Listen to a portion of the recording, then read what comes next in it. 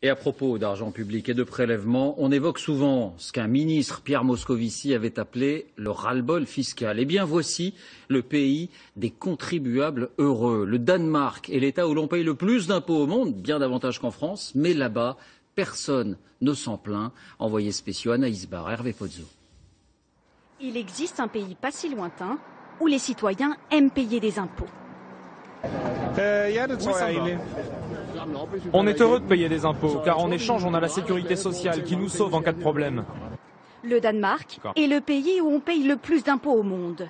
35% en moyenne, et parfois jusqu'à 52%. Et tout le monde met la main à la poche. 94% des Danois payent un impôt. Exemple avec Mia Strodbrandt, 27 ans. Elle est étudiante et bibliothécaire à mi-temps. Elle ne gagne que 1 150 € par mois et elle paye beaucoup d'impôts.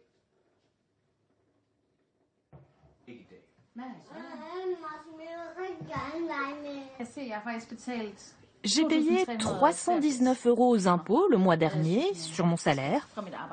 En fait, cela fait 37% d'impôts. Un taux d'imposition qui ferait hurler beaucoup de familles en France. Mais pour Mia et son compagnon, lui aussi étudiant, rien de scandaleux.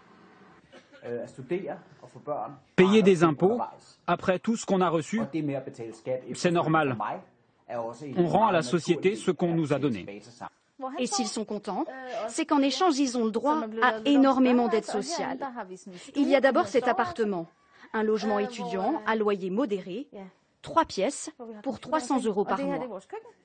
Et il y a aussi le jardin d'enfants qui est entièrement financé par l'État. On ne paye rien du tout, sinon ce serait 442 € par mois. Quant aux études, elles sont gratuites. Mia et son compagnon sont même payés par l'État pour étudier. 670 € par mois pendant 6 ans. Une gratuité omniprésente dans le système danois. Exemple à l'hôpital. Pour se faire opérer, ces patients n'ont qu'une simple carte d'assuré à présenter. Quand je vais chez mon médecin, je sors ma carte d'assuré. Il la scanne et ça lui permet d'être payé. Au Danemark, tous les soins médicaux, même les plus chers, sont gratuits. Ce service flambant neuf de chirurgie ambulatoire a été entièrement financé par les impôts. C'est un bloc d'opération très moderne. On en a 6 comme celui-là, complètement identiques. On peut faire de la gynécologie, de l'orthopédie, des opérations de gastro-entérologie dans tous ces blocs. Et ça coûte combien aux patients? Les patients ne payent rien du tout. En plus des soins gratuits, le Danemark possède une assurance chômage très protectrice. Ici, en cas de perte d'emploi, c'est 2 ans de chômage garanti pour tout le monde et des indemnités à hauteur de 90% du dernier salaire. Au Danemark, s'il existe un tel respect de l'impôt, c'est parce qu'il s'apprend dès le plus jeune âge. Les programmes scolaires prévoient dès le collège un cours un peu particulier. Ce matin, c'est instruction civique au programme impôts et sécurité sociale. Qu'est-ce qu'il se passe au Danemark quand on gagne beaucoup d'argent? Qu'est-ce que l'on doit faire? Qu'est-ce qui est particulier avec le système fiscal? Oui, on paye beaucoup d'impôts. Un cours très détaillé où l'enseignant explique l'utilité de chaque impôt.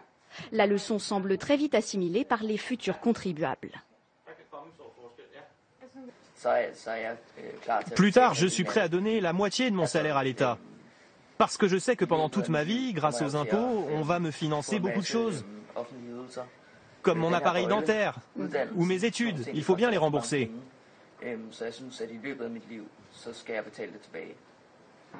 Beaucoup d'impôts en échange de nombreuses prestations, un système qui fait consensus. Au Danemark, 6 personnes sur 10 se disent satisfaits des impôts qu'ils payent.